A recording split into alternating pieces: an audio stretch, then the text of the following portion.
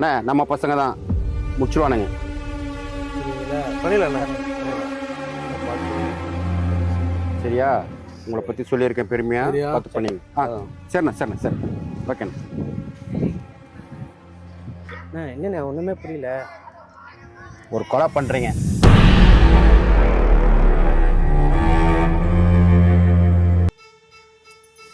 என்னடா செந்தாமரன் பார்த்துட்டு வந்ததுலேருந்து எதையும் யோசிச்சுட்டே இருக்கா? இல்லடி உனக்கு எதுவுமே தெரியாது. இப்போ நீ மூடு, நீ சொல்லு. இல்லடி, செந்தமரன் அண்ணன் வர ஒருத்தர் கொலை பண்ணணும்னு சொல்லியிருக்காரு. நானே ஏரியாவில் திருட்டு தொழில் இந்த மாதிரி ஏதாவது சின்ன சின்ன வேலை செஞ்சிட்ருக்கேன். அதுதான் என்ன பண்ணலாம் அப்படின்ட்டு யோசனையாக இருக்குது. எனக்கு இது என்னமோ தப்பாக படுது. வேணாண்டா ராஜன், இது என்னமோ எனக்கு தப்பாக தோணுது.